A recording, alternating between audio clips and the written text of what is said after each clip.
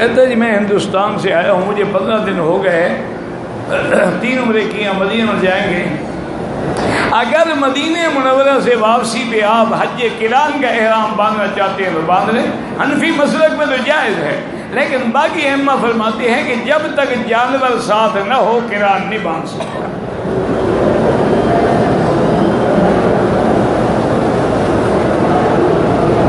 بہرحال گزارش یہ ہے کہ اصل مسئلہ تو یہی ہے کہ جب آپ نے عمرہ کر لیا، احرام کھول دیا ہے، تو اب افضل آپ کے لیے تمتع ہے۔ لیکن چونکہ آپ مدینہ منورہ چلے جائیں گے، میقات کراس کر جائیں گے، لیکن ابو حنیفہ رحمۃ اللہ فرماتے ہیں جب تک اپنے وطن کی میراث کراس نہ کرے اس کے بعد وہ نیت بدل سکتا ہے اور نہ تمتع ہی رہے گا۔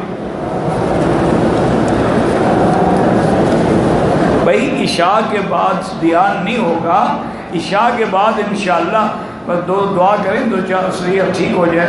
عشاء کے بعد یہ جو سوال جواب ہے نا، یہ عشاء کے بعد کر دیں گے تاکہ یہ وقت جو ہے درس میں آ جائے گا انشاءاللہ۔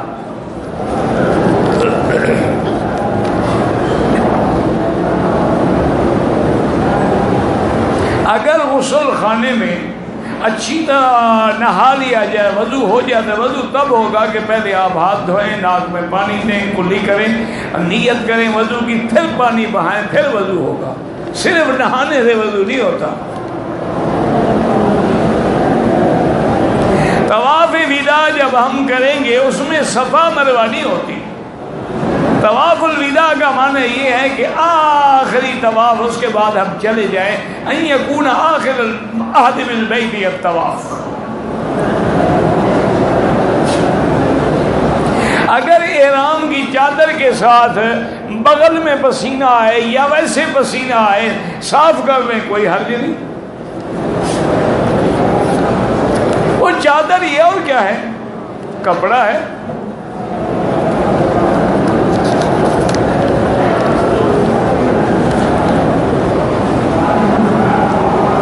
میں نے قربانی کے پیسے جمع کرا دیے ہیں، میرا بھائی جنہوں نے قربانی کے پیسے جمع کرا دیے ہیں بینکوں میں یا کہیں بھی، بس دعا کریں اللہ قبول کرے۔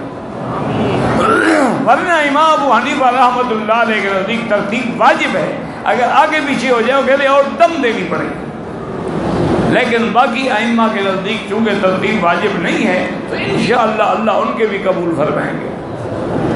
افضل وہی ہے کہ آدمی کنکری مارے خود جا کے قربانی کرے۔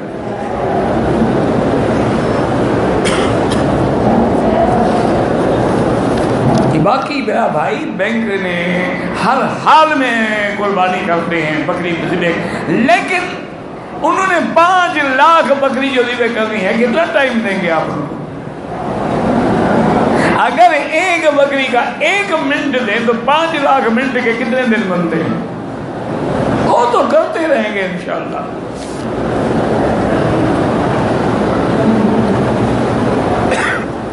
احرام کے غسل کے بعد تولیے سے جسم صاف کر سکتے، کیوں نہیں کر سکتے ہم؟ کیا وجہ ہے ہمیں؟ اپنے عقل لڑاتے رہتے ہیں۔ ان کو خوف ہے تولیے کے ساتھ بدن کو رگڑیں یا نہ رگڑیں، تو داڑھی کو اس طرح کے ساتھ جو رگڑیں اس کا کبھی سوچا ہے؟ تمہاری مرضی ہے، فکر نہ کرو۔ مجھے تو یہ ڈر ہے کہ کہیں مکے اور مدینے کی زمین کی عمل میں گواہی نہ دے گی، یا اللہ اس نے تیری سنت نبی کی بال جو تھے وہ مکے مدینے کی گندی گلیوں میں ڈالے تھے۔ اسی لیے میں نے عرض کیا تھا کہ پکا رکھنے کا ڈر ہے بیوی سے، ڈرتے ہو تو چلو کچھ عرصے کے لیے تو رکھ لو، کم از کم مدینے جانے کے قابل تو بن جاؤ۔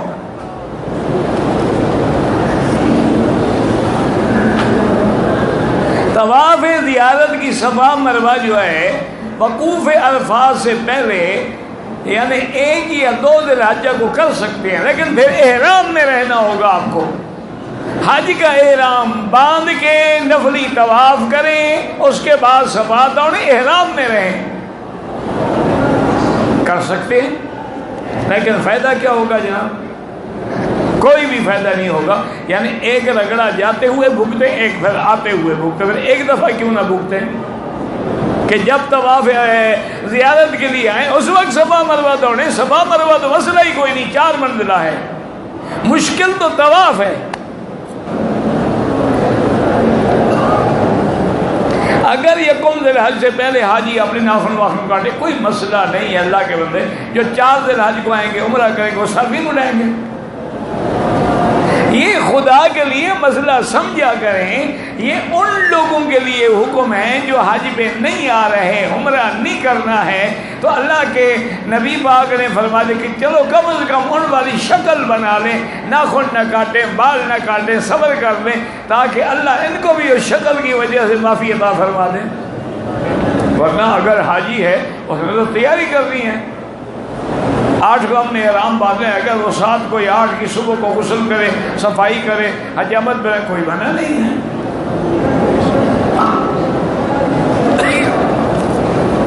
چھوٹی چھوٹی چیزوں کا حاجیوں کو بڑا فکر ہے اور بڑی چیز کا بالکل نہیں ہوتا. ہمارے ہاں رواج ہے نا جی, سر پہ 2 من کا بورا بھی رکھا ہو نا, اذان کی آواز آ جائے چپ کر کے کھڑا ہو جائے تو چلو بھائی اذان ہو رہی ہے. یعنی اذان کا اتنا احترام ہے, جب اذان ختم ہوگی بدبخت گھر چلا جائے گا, نماز نہیں پڑھے گا.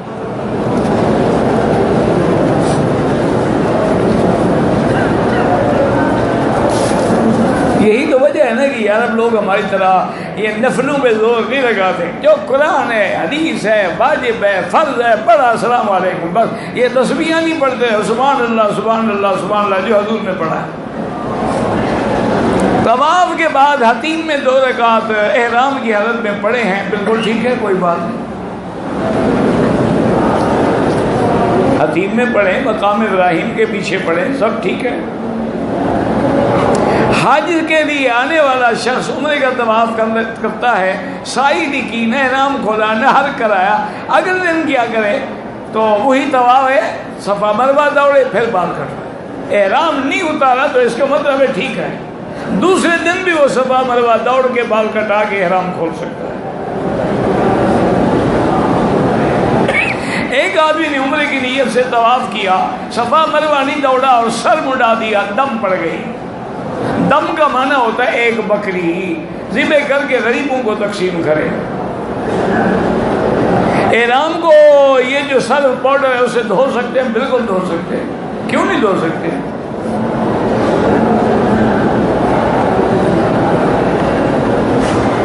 جہاں تک حضور کے والدین کو دوبارہ زندہ کرنے کی بات ہے, وہ بڑے آدمی ہیں, میں ان کو کہتا تو کچھ نہیں, جلال الدین سیوطی رحمۃ اللہ ان نے لکھی ہے, لیکن کسی حدیث یا قرآن میں نہیں. وہ بڑے لوگ تھے, ان کی شان میں ہم بے ادبی نہیں کر سکتے. اللہ عالم ان کو کہیں کوئی چیز ملی ہو, لیکن بہرحال کسی صحیح حدیث میں اور قرآن میں نہیں ہے. حتیٰ کہ حضور صلی اللہ علیہ وسلم نے, حضور پاک نے اللہ سے عرض کیا کہ یا اللہ مجھے اپنی اماں کی قبر پہ جانے کی اجازت ہے, تو بڑی مشکل سے دعائیں مانگتے مانگتے اللہ نے فرمایا پھر نہ کبھی جانا,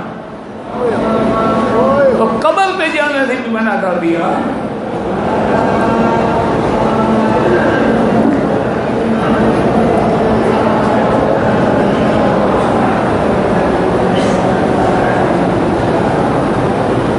کہتے جی کہ پہلے لوگ جو ہیں علماء کرام کو اور تقوی والے نیک لوگوں کو لڑکیوں کے رشتے دیتے تھے. آج کل دیکھتے ہیں گاڑیاں ہوں, کاریں ہوں, پیسے ہوں, اس لیے ان بیچاریوں کی عمر تباہ ہو جاتی ہے. آج دنیا کو دیکھ کے, حالانکہ حضور نے فرمایا کہ فختر ذات الدین, کہ میرا بھائی اگر رشتہ آئے تو اس کے جمال کو, حسب کو, نسب کو نہ دیکھو, یہ دیکھو کہ وہ دین والا ہے. اگر وہ اللہ کا غدار ہے تو تیری بیٹی کا کیسے وفادار ہو سکتا ہے. بہت سارے لوگ ہیں جو بیٹیوں کو میراث نہیں دیتے. یاد رکھیں, جو میراث نہیں دیتا ہے تو اسی بیٹی کی میراث کی وجہ سے جہنم میں جائے گا.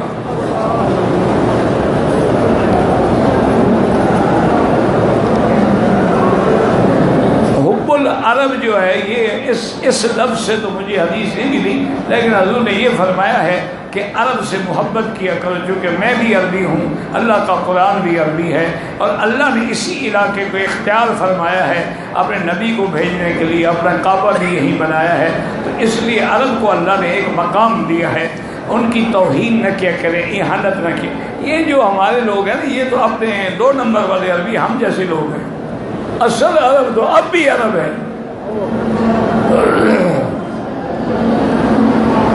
ایک شخص نے ایک مکے آیا احرام کے ساتھ، اس کو احرام مسجد عائشہ سے باندھ، مجھے نہیں سمجھ آیا آپ نے کیا لکھا ہے،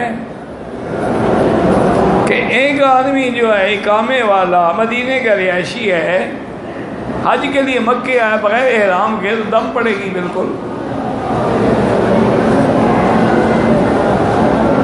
احرام باندھا اور مدینے کا ذکر کرتے ہو، سمجھیے کوئی پتہ نہیں لگتا نا آپ نے کیا لکھا ہے.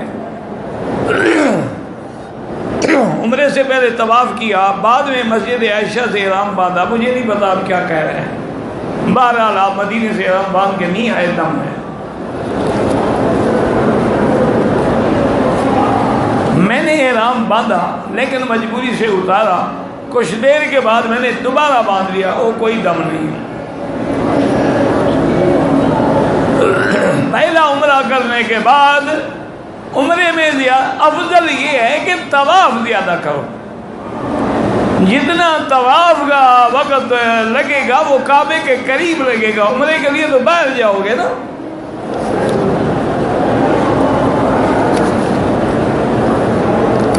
جمعہ نماز کے بعد حنفی مسلک میں 4 سنتیں مؤکدہ ہیں اور ایک قول میں 6 رکعتیں مؤکدہ ہیں.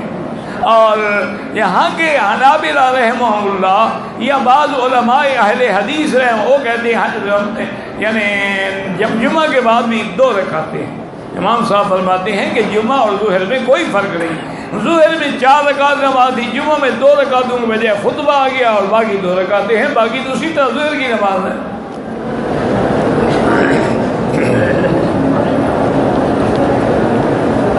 کہتے جی کہ میں مسجد جیرانہ سے احرام باندھا، وضو کرتے ہوئے ہاتھ پر زخم تھا، اس سے خون نکلا، احرام کی چادر کو لگ گیا. کیا ہو؟ کچھ بھی نہیں، دھو ڈالو. کہتے ہیں خون جو نکلا ہے، خون تیرا نکلے سزا بھی تجھے دے. یہ اچھا مسئلہ ہے. 10 تاریخ کو کنکریاں مارنے قربانی کرنے اور حج کے بعد طواف احرام میں کرنا چاہیے. نہیں، جب ہم نے کنکریاں مار دی، قربانی کر لی، سر مڈا لی، احرام کھل گیا. کپڑے پہنے اپنے، ہاں کپڑے نہ ہوں تو اسی 2 چادروں میں بھی آگے طواف کر سکتے ہیں.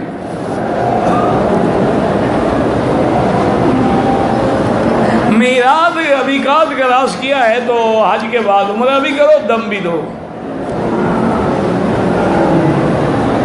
کہتے ہیں جی گھر میں بیوی کے ساتھ جھگڑا ہو گیا، غصے میں نے اس کو 2 دفعہ طلاق بولا. 2 دفعہ سے رجوع ہو سکتا ہے لیکن آئندہ نہ بولنا. آئندہ بولو گے تو 3 ہو جائے گی، پھر رجوع بھی نہیں ہو سکتا ہے. یہ بات اچھی طرح یاد رکھ لو. ہر بندے کو 3 طلاق دینے کا اللہ نے حق دیا ہے. 2 تو تم نے استعمال کر لیا، اب 1 گولی چیمبر میں باقی ہے. اس کہتے ہیں جی غصے میں طلاق، محبت میں بھی کوئی طلاق دیتا ہے یار؟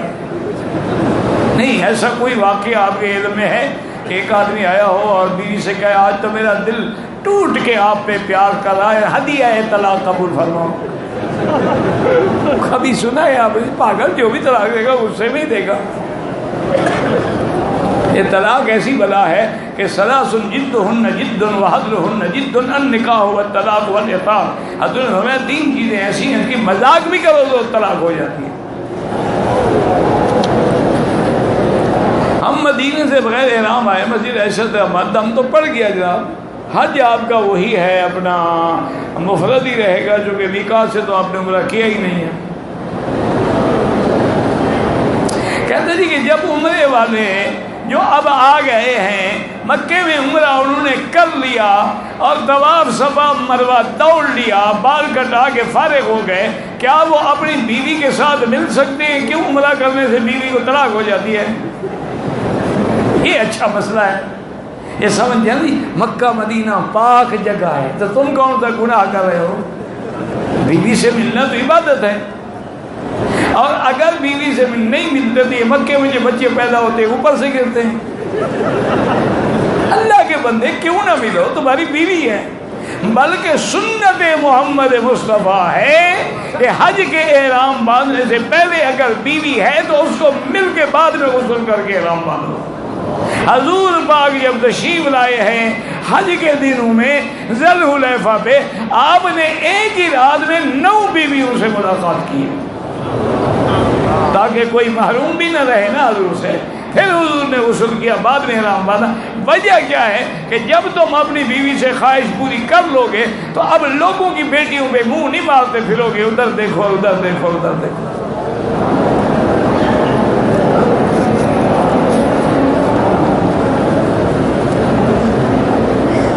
اگر ہم حج سے پہلے اور عمرہ کرنا چاہیں کر سکتے, چاہے 100 عمرہ کرو.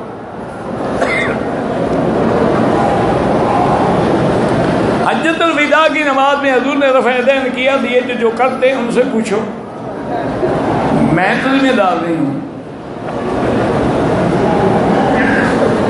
حج کمیٹی کی طرف سے جو بیگ حاجیوں کو ملا ہے اگر بینک نے دیا ہے وہ استعمال نہ کرو, کیونکہ بینک کے پیسے خالص نہیں ہوتے, لازم ان میں سود ملا ہوتا ہے.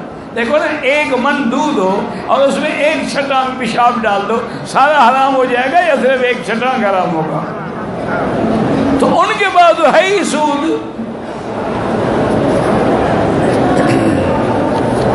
لیکن حاجی کو مفت ملا ہے, مجالے چھوڑے, لاکھ تقریریں کرو اس کو, مفت کا مال حاجی صاحب نہیں چھوڑ.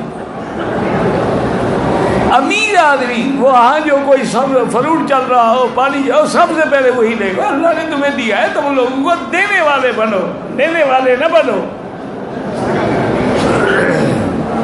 عمرے کی حالت میں بھول کے ہاتھوں پہ صابن خوشبو لگایا, فوراً اتار دیا, 2-4 ریال صدقہ کر دو.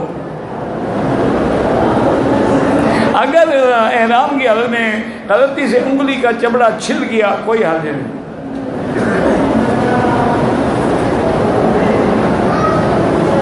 اگر مینا میں واپس آنے کے بعد ہم مثلاً 2 دوست ہیں, کنکری مار لیا, قربانی ہو گیا, اب ایک دوسرے کے سر پہ اس طرح پھیر سکتے ہیں, بالکل پھیر سکتے ہیں. خود اپنے سر پہ اگر چاہیں تب بھی پھیر سکتے ہیں. کفن کو زمزم سے دھونے کے بارے میں کوئی نہ حدیث میں ہے نہ کسی صحابہ کے عمل میں ہے. ظہر ہو تو اس سے پہلے 4 سنتیں مؤکدہ ہیں, فرض کے بعد 2 سنتیں مؤکدہ ہیں, نفل تمہاری مرضی جتنی پڑھو. عصر کی نماز سے پہلے 4 سنتیں غیر مؤکدہ ہیں اور بعد میں بھی کوئی سنت نہیں ہے. مغرب کی نماز کے بعد, اسی لیے جمعہ بھی ظہر کی طرح ہے کہ ظہر میں 4 رکعت ہیں اور جمعہ میں 2 رکعتیں ہیں, اور 2 رکعت کے قیم مقام خطبہ جمعہ ہے. اگر نماز جنازہ میں ایک طرف سلام پھیریں تو جائز ہے اور 2 طرف پھیریں تو جائز ہے, یہ کوئی جھگڑے والے مسئلے نہیں ہیں.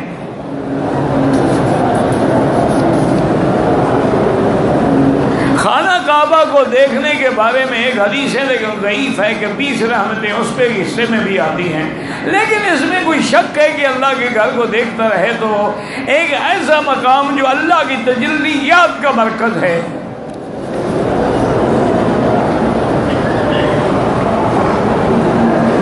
اور صرف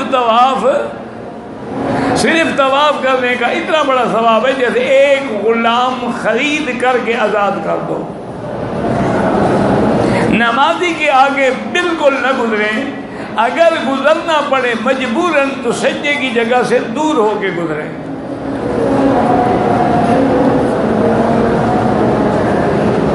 کہتے ہیں کہ اپنے گھروں میں جانے کے بعد اپنے گھر والوں کو اسلام کے مطابق کیسے ڈھالیں, ان کو اسلام کی باتیں سناؤ, اسلام کی تقریریں سناؤ, اسلام کے کیسٹ ان کو لے کے دے دو, اسلامی کتابیں جو آسان ہیں وہ لے کے دے دو.